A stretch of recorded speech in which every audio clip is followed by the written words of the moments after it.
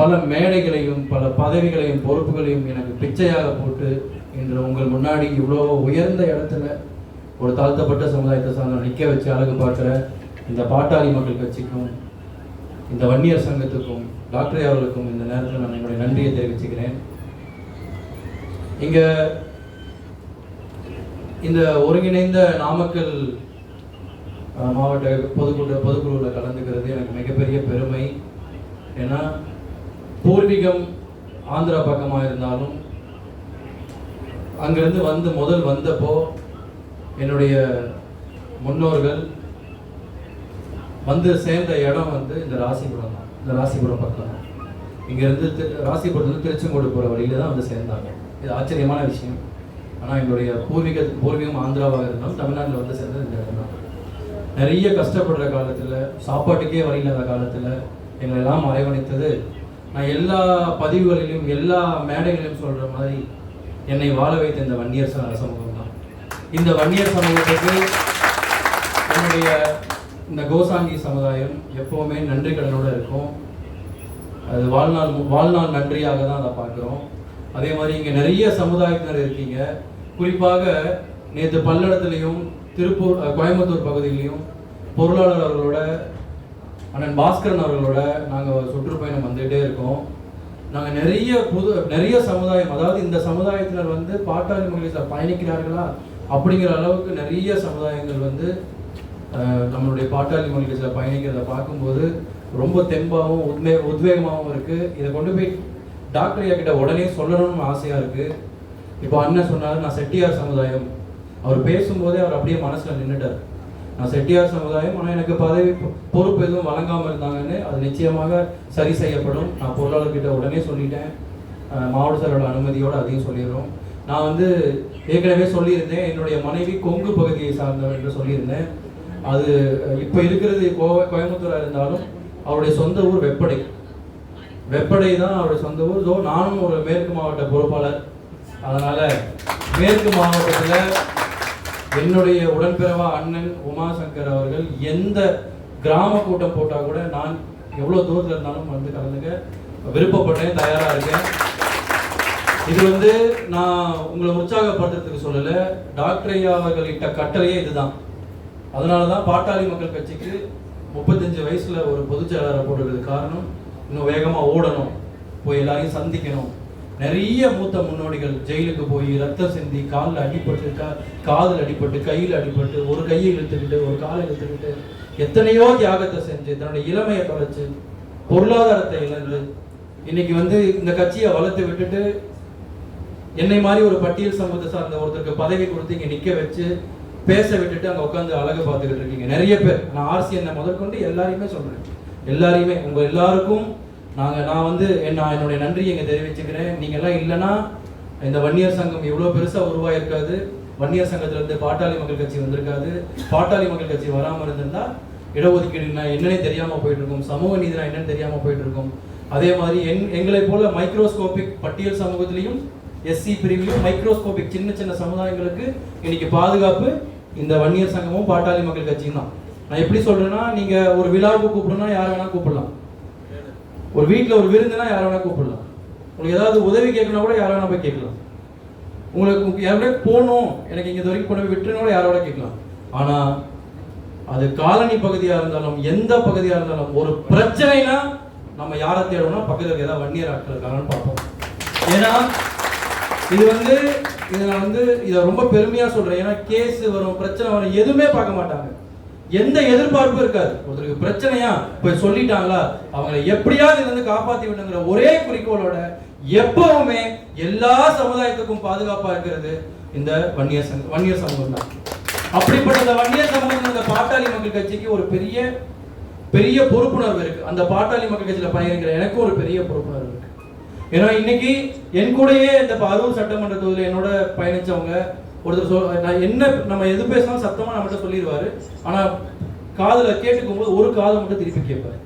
என்னன்னு கேட்டா, நான் அந்த ஜெயிலில் அந்த ஆர்ப்பாட்டத்துக்கு போனேன். அப்போ லத்தி வச்சு அடிக்கும் போது காதில் அடிபட்டுருச்சுன்னு சொல்லுவாங்க. அவர் நாங்கள் நிறைய உதவி பண்ணியிருக்கோம்.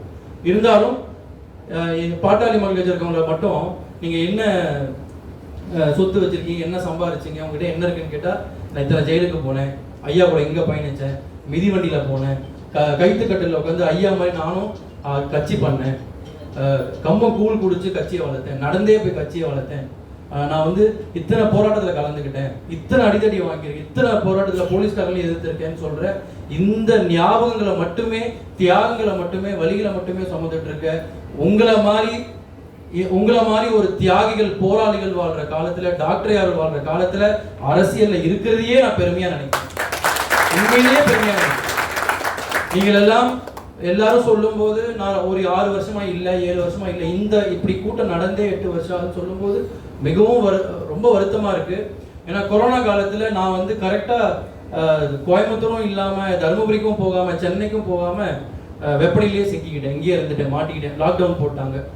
அப்போ என் கூட என்ன பொறுப்பு எதுவும் தெரியாது, ஃபேஸ்புக்ல பார்த்தோம், ஃப்ரெண்ட்ஸ் ஆனோம், என் கூட அவர் தொழில் இருந்ததா இல்லையா போனாரா எதுவுமே தெரியாது. இந்த வெப்படை சந்தோஷ் வந்து என் கூடையே இருந்தாப்புல. நாங்கள் 2 பேரும் காருக்குள்ள உட்காந்துக்கிட்டு, மரத்துக்கடியில் உட்காந்து, திண்ணக்கடியில் உட்காந்து, பரோட்டா வாங்கி சாப்பிட்டுக்கிட்டு எந்த பாகுபாடும் பார்க்கல. இத்தனைக்கும் அவர் ஒரு 1 இயர், நான் ஒரு பட்டியல் சமூகம், எந்த வேறுபாடும் பார்க்கறதில்ல. அப்போ அவர் கரூர் பாஸ்கரன் அண்ணன் சொன்ன மாதிரி வெப்படையில இருக்கிற அந்த வன்னியர் சமூகத்தை சார்ந்த சந்தோஷையும், பட்டியல் சமூகத்தை சார்ந்த இந்த முரளி சங்கரையும், எங்கேயோ இருந்த அந்த முரளி சங்கரையும் உறவா மாத்தினது டாக்டர் ஐயா அவர்கள் தான். இதை வந்து டாக்டர் ஐயா அவர்கள் தவிர யாராலையும் செய்ய முடியாது. ஐயாவுடைய உழைப்பு மிகப்பெரிய உழைப்பு. ஆனால் ஐயா அவர்கள் அப்படி அன்னைக்கு வந்து ஒரு நிமிஷம் அவர் அப்படி கண் கலங்க மாட்டார், தைரியமான ஆட்கள் தான். அதனால நான் என்னுடைய பெண் குழந்தைக்கு கூட ஐயா ஏன் அழுதாருன்னு கேட்கும்போது கூட ஐயா அழுகவே இல்லையே அப்படின்னு நான் வந்து அதை அப்படியே பூசி மூடல. நான் ஐயா கண் கலங்கினாரு, அவங்க டிவி முன்னாடி நின்றுட்டு ஏன் ஐயா அழுதாரு, ஏன் ஐயா அப்படி பேசுறாருலாம் கேட்குறாங்க. ஆனால் நான் வந்து அதை எவ்வளவோ முயற்சி பண்ணி மறைக்க பார்த்து தான் நாங்கள் அங்கே தைலாபுரம் போனோம். எனக்கு அழைப்பு வந்தப்போ அங்கே போகும்போது என் கூடயே வந்தவங்க நான் இப்போ ஐயா கிட்ட ஒன்று கேட்கணும்னு சொன்னாங்க. நீங்கள் ஐயா கிட்ட எப்போவுமே பேசுகிற மாதிரி பேசலாம்னு சொல்லி விட்டுட்டோம். நான் அவங்களுக்கு சொல்லி கொடுத்தது ஒன்றே ஒன்று தான், எது பேசுறதுனால ஐயா நம்ம கிட்ட ஒன்று சொல்லணும்னு சொல்லிட்டு பேசணும், ஏன்னா ஐயாவில் ஏதோ ஒரு வேற மாற்று சிந்தனையில் இருப்பாரு அப்படின்னு சொன்னேன். ஆனால் அங்கே போய் என் மகள் சொன்னது, ஐயா நீங்கள் கண் கலங்காதீங்க நான் இருக்கேன்னு சொன்னாங்க. எனக்கே ஒரு நிமிஷம் தூக்கி வாரி போடுங்கன்னா, நம்ம பெண் குழந்தை வரைக்கும் டாக்டர் யாரோட இந்த இப்போ இருக்கிற இந்த இக்கட்டான சூழ்நிலை வந்து ரொம்ப மனசை தாக்கியிருக்கேங்க நினைக்கும் போது நம்ம அந்த மாதிரி இருக்கக்கூடாது. ஐயாவால் அடையாளம் காட்டப்பட்ட நம்ம எவ்வளவோ மேடையில ஏற்றி நிற்க வச்சு, பேச வச்சு, அழகு பார்த்து எல்லா மேடையிலையும் சொல்றாரு, நான் தான் முரளி சங்கர் பொண்ணுக்கு பெயர் வச்சேன், நான் வன்னியரா, அவர் சொந்தக்காரரா, இல்லை அவர் வீட்டில் எதையாவது நான் வேலை செய்கிறேன், இல்லை கூட இருக்கேன், நான் என்னால் அவருக்கு ஏதாவது இவ்வளோ கூட பிரயோஜனம் இல்லை என்னால். ஆனால் அப்படிப்பட்ட மாமனிதர் எந்த மேடையில் பார்த்தாலும் முரளி சங்கரோட குழந்தைக்கு நான் தான் பேர் வச்சேன், செம்மலர்னு பேர் வச்சேன், வெண்பான்னு பேர் வச்சேன், ஏன்னா நான் தான் இவரை 2014 தேர்தலில் நிறுத்தினேன்னு சொல்லி அதை சந்தோஷப்படுற பதவிகள் கொடுத்து பொறுப்புகள் கொடுத்து அழகு பார்க்குற டாக்டர் ஐயா இன்னைக்கு என்ன சொல்லிருக்காருன்னு உங்க எல்லாருக்குமே தெரியும். இதை யாரையும் குறை சொல்ற இடத்துல இல்லை. நான் இப்போ அவரு என்னை வந்து இந்த மாதிரி மேடைக்கு முதல் பிள்ளையார் சொல்லி கூட ஆரம்பத்தில் சொன்ன மாதிரி அவர் ஸ்டீல் சதாசிவம் அவர்கள் தான். அவர் சொன்ன மாதிரி ஐயா கிட்ட போயிட்டு நிறைய பேர் என்ன கேட்டாங்க, நீங்க ஏன் பேசக்கூட ஐயா அவரை நெருக்கமா இருக்கீங்க, நீங்க ஒரு வார்த்தை சொல்லலாம் இல்லை, இந்த பிரச்சனையை தீர்த்தரலாம் இல்லை. நான் போய் தீர்ப்பனாமா, என் வீட்டில் ஒரு பிரச்சனை வந்தப்போ, எனக்கு எங்க அப்பாவுக்கு பிரச்சனை வந்தப்போ நான் போய் ஐயா கிட்ட, ஐயா இந்த மாதிரி தேர்தல் எல்லாம் இழப்பு, தோத்துட்டோம், தோல்வி பெருசு, இதெல்லாம் தாங்க முடியல, எங்களால் என்ன பண்ண தெரியல கேட்டப்போ, உனக்கும் அவங்க அப்பாவுக்கு என்ன பிரச்சனை கேட்டப்போ எல்லாத்தையும் சொன்னோம். எங்க அப்பாவை வர வச்சு பேசி அனுப்பிட்டு என்னை அழைத்து ஐயா சொன்ன ஒரே வார்த்தை, என்ன இருந்தாலும் உன்னை பெத்தவங்க, போய் அவங்க காலில் கூட விழுந்துரு, அவங்க ஒரு அடி போட்டா கூட வாங்கிக்கோ அப்படின்னு சொல்லி என்னை எங்க அப்பா அம்மா கூட சேர்த்து வச்ச ஒரு டாக்டர் ஐயா. அப்படிப்பட்ட டாக்டர் ஐயா கிட்ட வந்து இப்போ ஒரு சூழ்நிலை நம்ம போய் நிக்கிறோம், பேசுறோம். இந்த மாதிரி பேசும்போது வந்து ஐயா அவர்களுக்கு இப்படி ஒரு இக்கட்டான சூழ்நிலை இருக்கும்போது நம்ம இப்ப என்ன செய்ய வேண்டிய தருணத்துல இருக்கோம்னா, ஐயா கிட்ட போய் சொல்லக்கூடாது, நடிக்க கூடாது. ஆனா இந்த விஷயத்தை எப்படியா சொல்லுவேன், ஏன்னா என்கிட்ட வந்து நிறைய பேர் நான் போய் ஐயாவை பார்த்த உடனே நீங்க போய் பேசலாம்ல, நீங்க நினைச்சா சொல்லிடலாம் அப்படின்னா, நான் நினைச்சா சொல்லிடலாங்கிற அளவுக்கு நம்பறதே எனக்கு பெரிய பெருமை. நான் பக்கத்துல போனேன். நான் வந்து ஸ்டீல் சதாசிவம் அவர்கள் வந்து 36 வருஷமா கட்சியில ஐயா கூட பயணிக்கிறாரு. நான் பிறந்தே 35 வருஷம் தான் ஆகுது. இருந்தாலும் டாக்டர் ஐயா அவர்கள் எனக்காக அவர் மனசுல கொடுத்த இடத்த இப்ப பயன்படுத்தணும் நாம அப்படின்னு சொல்லிட்டு இது வரைக்கும் எம்எல்ஏ பாஸ்கரன் சொன்ன மாதிரி நான் போய் எம்எல்ஏ சீட் கேட்கல. எனக்கு வந்து அரூர் தொகுதியில தனிஜா நிற்கும் போது ஒரு வேட்பாளர் வேணும், என்னை வந்து அழைச்சு கொடுத்த பொறுப்பு அது. அப்ப நான் வரும்போதே ஒரு பதவியோட தான் வந்தேன், எம்எல்ஏ வேட்பாளர் பாட்டாளி மக்கள் கட்சியில் இருக்கிற ஒரு பதவி, ஒரு பொறுப்போடு தான் வரேன். அப்ப நான் பதவிக்கு ஆசைப்பட்டு போல. ஐயா பக்கத்துல போனேன். ஐயா, இப்ப இருக்கிற சூழ்நிலை உங்களுக்கு தெரியாதது ஒண்ணும் இல்லை, இது சரியாகணும், என்ன பண்ணலான்னு கேட்டேன். அப்படின்னு எப்பவும் போல அவர் தெரியும், காதுல கேட்டுரும். நமக்கு தேவையில்லாத கேள்விங்கிறத அந்த சிக்னல் கொடுத்துருவார். அதுல முதல் வார்த்தையிலேயே நான் ரொம்ப ஐயா பக்கத்துல இருந்து பார்த்து பேசி பழகிறவரா போனேன். மறுபடியும் ஒரு எச்சை முழுகிட்டு எல்லாம் பயமா இருந்தது. ஏன்னா சிங்கத்துக்கு முன்னாடி உட்காந்து பேசும்போது கட கட கட கடன்னு இருக்கும், எனக்கெல்லாம் வேர்த்து ஊத்திரும். இருந்தாலும் நான் ஐயா கிட்ட மறுபடியும் சொன்னேன், ஐயா சின்னையா அப்படின்னு. ஐயா சின்னையான்னு, முரளி கட்சியை வளர்க்கறதுக்கு என்ன வழி, அடுத்த கட்டமைப்பு என்ன, நீ எதை நோக்கி இப்ப நம்ம பயணிக்க போறோங்கிறத பத்தி மட்டும் என்கிட்ட பேசு. நான் நிறுவனர், நீ பொறுப்பாளர், நம்ம கட்சியை பத்தி பேசுவோம். இல்ல மறுபடியும் அப்பாவுக்கு உனக்கு ஏதாவது பிரச்சனையா, நீ என்ன கொலசாமின்னு சொல்றியா, அதை பத்தி பேசு. இது எனக்கும் என் மகனுக்கும் நடக்குது, இதுல நீ தலையிடக்கூடாதுன்னு. இந்த வார்த்தைய மாவட்ட செயலரா பொறுப்பு வாங்கியிருக்க இவருக்கும் தெரியும், இப்ப அவருக்கும் தெரியும். இதே நைட்டு 9:30 மணி வரைக்கும் பக்கத்துல உட்காந்து பேசுற, ஆலோசனை கேட்கிற, ஆலோசனை சொல்ற இந்த முன்னாடி உட்காந்துருக்க பொருளாளர் அவர்களும், அவரு நீங்க சொல்ற தென்மண்டல தளபதி அண்ணன் பாஸ்கரன் அவர்களுக்கும் தெரியும், ஸ்டீல் சதாரண அவர்களுக்கும் தெரியும். ஐயா கிட்ட உட்காந்து பேசும்போது ஐயா சொல்ற ஒரே வார்த்தை, கட்சியை எப்படி வளர்க்கணும். ஐயா மனசுல ஆழமா நம்மளுடைய கட்சி முன்னோடிகள் மூத்த முன்னோடிகள், உழைச்சவங்க, இந்த மஞ்சள் துண்டுக்காரங்க, ஜெயிலுக்கு போனவங்க, கஷ்டப்பட்டவங்க, இந்த கட்சியை வளர்த்தவங்க எல்லாரும் இப்ப ஒதுங்கி இருக்காங்கிறது ஐயா கண்டுபிடிச்சிட்டாரு. அவருடைய உளவுத்துறையை வச்சு கண்டுபிடிச்சிட்டாரு. அந்த உளவுத்துறையை வச்சு கண்டுபிடிச்சதை பத்தி மட்டும்தான் இவங்கிட்ட கேட்கிறாரு. 3வது முறை டாக்டர் ஐயாவோட நம்பிக்கையை பெற்ற ஒருத்தர் 3வது முறை பொருளாளர் ஆகணும்னு ஐயா கட்டளையிடுறார். இந்த இக்கட்டான சூழ்நிலை இது சரியான ஐயா கேட்க கூட முடியாது, ஐயா கிட்ட கேட்க கூட முடியாத நிலைமையில அவர் நிற்கும் போது அவர்கிட்ட சொன்ன ஒரே வார்த்தை, உன்னுடைய வேலை நான் என்னுடைய கால்படாத கிராமம் கொங்கு போதே இருக்கான்னு கேட்டார். இல்லைங்க ஐயா, நீ எனக்காக எத்தனை முறை என்னை கூட்டிட்டு போய், அதுவும் எப்படி சொல்ற, நீ எவ்வளவு டார்ச்சர் பண்ணன்னு கேட்கிறாரு. சைக்கிள்ல கூப்பிட்டு போனேன், என்ன நடந்தே கூட்டு போனேன், பஸ்ல கூட்டு போனேன், இங்க வாங்க இங்க இருக்காங்க, அங்க வாங்க அங்க இருக்காங்கன்னு கூட்டிட்டு போனேன்னு சொல்லி அவர் பொருளாளர் கிட்ட கேட்டார். அவர் பொருளாளர் கிட்டயும் அவர் சொன்ன ஒரே வார்த்தை, அந்த நம்ம இப்ப ஏதோ ஒரு மனஸ்தாபத்துல நம்மளை விட்டு ஒதுங்கி நிக்கிற, நம்ம கட்சியை விட்டு ஒதுங்கி நிக்கிற, ஏன் இந்த மாதிரி ஓட்டு எல்லாம் குறைஞ்சிட்டே போகுதுன்னு விசாரிச்சு கண்டுபிடிச்சு ஒதுங்கி நிக்கிற மூத்த முன்னோடிகளை போய் நீங்க பாக்கணும்னு சொல்லி பேச சொல்லி அனுப்பியிருக்காங்க. அதுல அவங்களை அனுப்புறதுல எனக்கு ஆச்சரியமா இல்லை. ஏன்னா அவங்க எல்லாம் ஆரம்ப காலத்திலேயே ரொம்ப கஷ்டப்பட்டவங்க. அவர் பார்க்காத ஜெயிலே கிடையாது. எனக்கு தெரிஞ்சு வெளியில இருக்க எம்எல்ஏ எம்பிகளோட ஜெயிலருங்க நல்லா தெரியுது. நம்ம பொருளாளருக்கும் சரி, பாஸ்கரனுக்கும் சரி. நம்ம பொருளாளர் குறிப்பிட்டு நான் சொல்றது, பொருளாளர் ஏன் சொல்றேன்னா, அவர் ஒரு முஸ்லீம் சமுதாயம். அவர் ஒரு முஸ்லீம் சமுதாயத்துக்காரர் ஒரு முஸ்லீம் மதத்தை சார்ந்த ஒருத்தர் 35 வருஷமா 36 வருஷமா டாக்டரோட பயணிக்கிறாருன்னா அவர் எவ்வளவு உணர்வுபூர்வமா ஐயாவோட இருக்கணும். ஆனா அவரை பத்தி வசைப்பாடி 10 பேர் தான், 10-15 பேர் தான், அவங்களும் நமக்கு தெரிஞ்சவங்க தான். நான் என்ன சொன்னேன், என்ன நான் முதல் ஐயா எனக்கு பதவி தராருன்னு தெரிஞ்சு அவங்களுக்கு எனக்கு முன்னாடி அவங்களுக்கு தெரிஞ்ச உடனே நான் சொன்ன ஒரே வார்த்தை, என்ன திட்டுங்க, விமர்சனம் பண்ணுங்க, நீங்க என்ன வேணா பேசுங்க, என்னை மேடை ஏத்தி டாக்டர் அவர்கள் அழகு பார்க்கும்போது எனக்காக கைத்தட்டி உறுதியாக இருந்தது நீங்க தான். நீங்க என்னன்னா பேசுங்க, ஆனா இது நம்மளோட வச்சுப்போம், இது நம்ம குடும்பம், தயவு செஞ்சு Facebookல போட்டு இதை பெருசாக்காதீங்கன்னு சொன்ன எவ்வளவோ தடவை சொல்லி பார்த்தோம், கேட்டு பார்த்தோம், அது நடக்கல. ஆனா நான் ஐயா அவர்களை பத்தியோ சின்னையாவுக்கு நடக்கிறத பத்தியோ பேசுற தகுதி எனக்கு கிடையாது, நான் அந்த தகுதியில இல்லை. ஆனா கிளை செயலாளர் ஒருத்தர் இவ்வளவு வருஷமா இருந்து ஏன் ஒன்றிய செயலாளர் ஆளுங்கிறத பத்தி பேசுற முழு தகுதி எனக்கு இருக்கு. நான் பாட்டாளி மக்கள் கட்சியோட பொதுச் செயலாளர், எனக்கு அந்த உரிமை இருக்கு. ஆனா ஐயாவை பத்தி பேசுறதுக்கோ இல்ல ஐயாவோட குடும்ப நடக்கிறத பத்தி பேசுறதுக்கோ எனக்கு சுத்தமா அருகதையும் கிடையாது, தகுதியும் கிடையாது. அந்த வீட்டு உப்பை சாப்பிட்டிருக்கேன் நான், அதை விமர்சனம் பண்ற இடத்துல நான் இல்லவே இல்லை. என்னுடைய எதிர்காலம் சின்ன ஐயா தான். ஆனால் டாக்டர் ஐயா அவர்கள் வாழ்ற காலத்திலேயே நான் ஒரு வெள்ளை சட்டை போடுறேன், ஏதோ குக்கிராமத்துல வேட்டையாடி வர கறி மாமிசத்தை சாப்பிடுறதுக்கு கூட சாப்பிடுறதுக்கு சாப்பாடு கூட இல்லாம பிச்சை எடுத்துக்கிட்டு இருந்த ஒரு சமுதாயத்துல வந்த எனக்கு ஒரு வெள்ளை சட்டை போட வச்சு இப்படி ஒரு பொறுப்பு கொடுத்து பதவி கொடுத்து அழகு பார்த்து மேடைகள் கொடுத்து என் பெண் பிள்ளையை அவர் சுமந்து இப்படி எல்லாம் என்ன அரவணைச்சு உங்க எல்லாரும் முன்னாடி பேச வாய்ப்பு கொடுக்கும் போது நான் நன்றியோட இந்த கட்சியை வளர்க்கணும், இந்த கட்சி எங்கேயுமே சேர்ந்து ஒரே எண்ணத்தோட தான் இருக்கிறேன். இந்த பதவி பொறுப்பு, இந்த மாநில பொறுப்பு, இப்ப லைவ்ல பாத்துருக்க எல்லாருக்குமே சொல்றேன், இந்த பொறுப்பு பதவி இது எல்லாம் டாக்டர் ஐயா கால் தூசுக்கு சமம். டாக்டர் ஐயா காலத்துக்கு அப்புறம் எனக்கு இந்த மாதிரி ஒரு பதவியும் வேண்டாம், பொறுப்பும் வேண்டாம். ஆனா அவர் வாழ்ற காலத்திலேயே நம்ம அவரை கொண்டாடணுங்கிறத மட்டும் நான் உறுதியா இருக்கேன். அண்ணல் அம்பேத்கர் அவர்களை 100 ஆண்டுகளுக்கு அப்புறம் இன்னைக்கு எல்லா இடத்துலையும் கொண்டாடுற மாதிரி நம்ம கொண்டாடணும்னு நினைச்சா தப்பு. இப்பவே இந்த நிமிஷம் அங்க டாக்டர் ஐயா நல்லா இருக்காரா, இந்த சமுதாயம் பாதுகாப்பா இருக்கும், அந்த சமுதாயம் பாதுகாப்பா இருக்குங்கிற நம்பிக்கை எல்லா ஜாதிக்காரங்கிட்டையும் இருக்கு. இப்ப இங்க ஒருத்தர் சொன்னார், எல்லாம் பேசி முடிச்சதுக்கு அப்புறம் வழக்கமா எனக்கு வந்து பாஸ்கரனோ இல்ல நம்ம பொருளாளரோ சொல்லுவாங்க, டக்குன்னு ஒரு சிக்கல் கொடுப்பாங்க, இவர் வன்னியர் சமுதாயம் இல்ல, இவர் வேற சமுதாயம் அப்படி சொன்னார். நான் அது மத்தவங்களுக்கு புரியணும், அவர் என்ன ஜாதிங்கிறத தமிழ்ல சொன்னா கேட்காம போயிருப்பதுங்கிறத என்ன மாதிரி நான் பட்டியல நம்பேன், சிலருக்கு புரியவே புரியாது. நம்ம இருப்பா, ஏன்னா நான் வன்னியராவே வாழ்ந்துகிட்டு இருக்கேன்.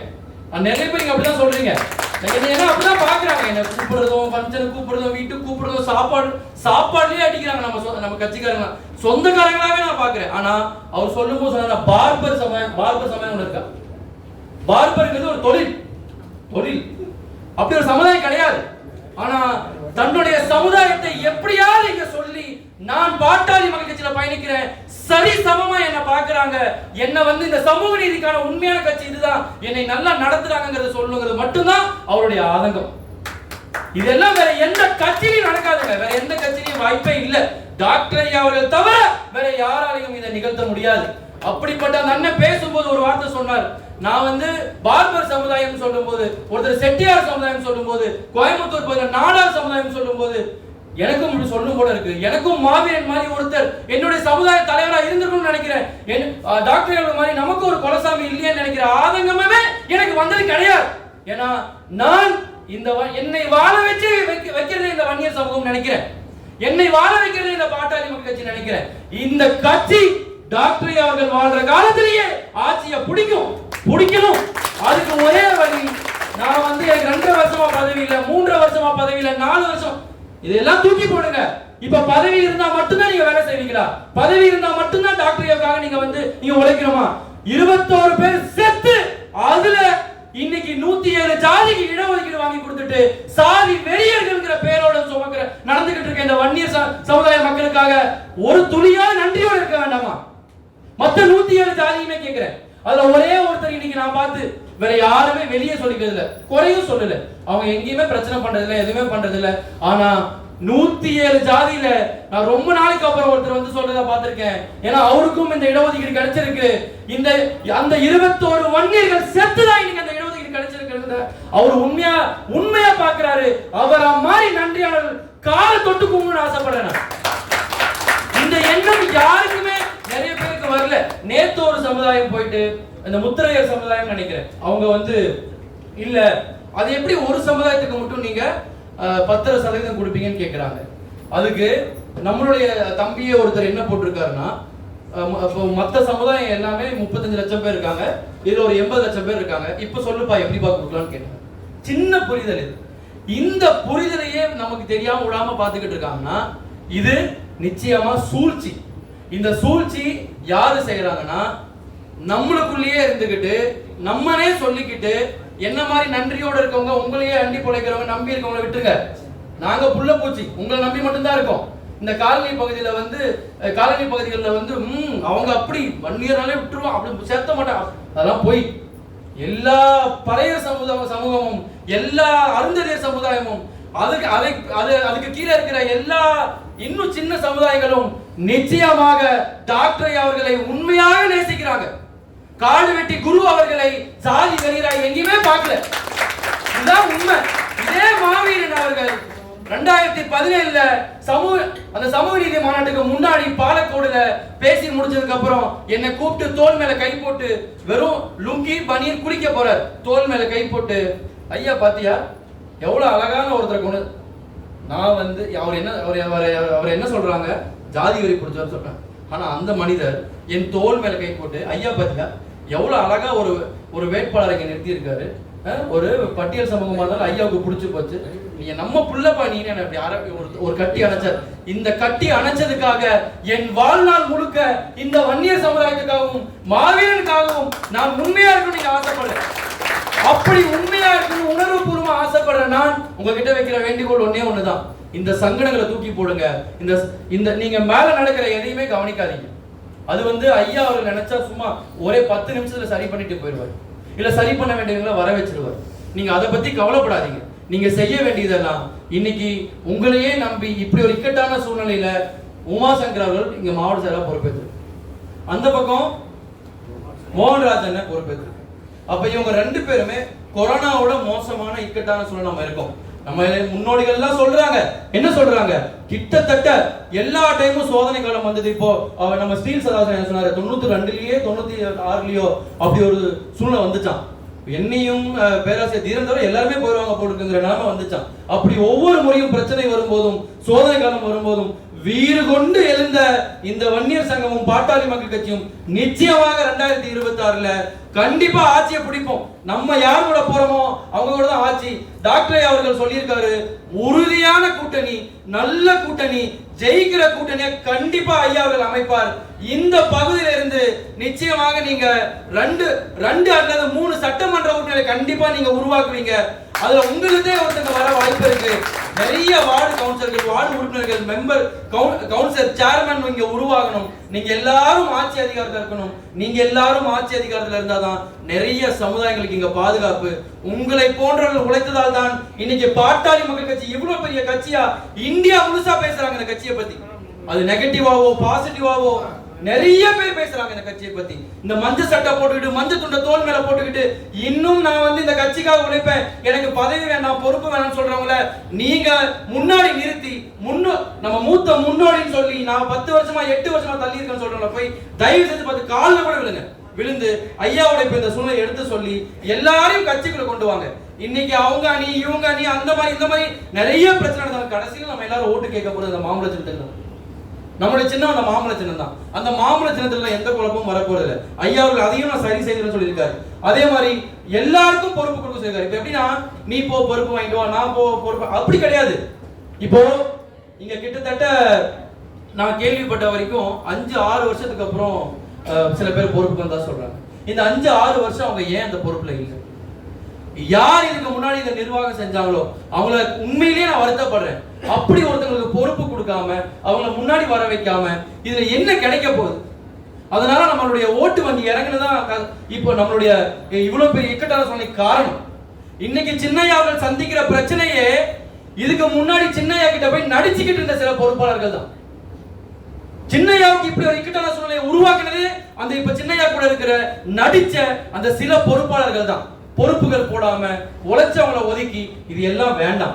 இன்னைக்கு வந்து இந்த சனிக்கிழமை ஏற்கனவே எனக்கு உமாசங்கர் சொன்னார், இது வந்து நீங்க இந்த கூலி நாள், இந்த கூலி கொடுக்குற நாள், அதெல்லாம் எனக்கு புரியுது. காலம் நேரம் நிறைய கடந்து போயிடுச்சு. எனக்கு முன்னாடி ஏன்னா இப்போ வெறும் 10 வருஷம் கட்சிக்கு வந்து 2016ல கட்சிக்கு வந்து இன்னைக்கு பொதுச்செயலராக இருந்தாலும் 10 வருஷம் உழைப்புக்கே நான் இவ்வளவு பேச முடியும்னா 30 வருஷம் 40 வருஷம் அவங்களாம் பேச நிறைய இருக்கும். அதனாலதான் அவங்களுக்கு நேரம் எடுத்து பேச வேண்டியதா போச்சு.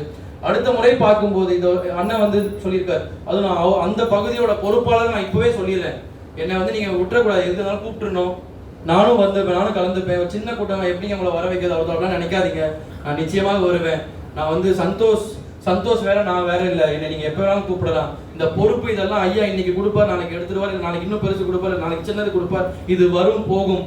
டாக்டர் ஐயா அவர்களுடைய விசுவாசி, டாக்டர் ஐயா அவர்களுடைய மாணவன், ஐயா கண்டெடுத்த போராளிங்கிறது மட்டும்தான் என்னுடைய அடையாளம்.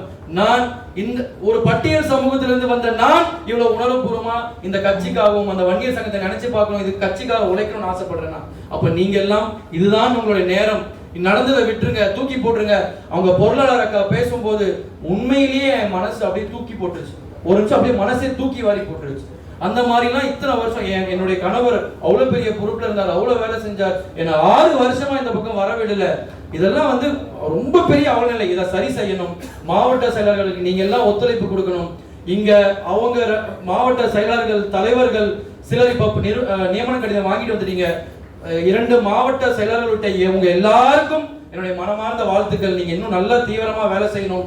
நிச்சயமா இந்த பக்கம் இருந்து சட்டமன்ற உறுப்பினர்கள் வரணும். நீங்க எல்லாரும் ஒற்றுமையா வேலை செய்யணும். இந்த சமூக ஊடக பேரவையில் இருக்கவங்க வந்து எத்தனை Facebook வச்சிருக்க, எத்தனை பேரை நீங்க வந்து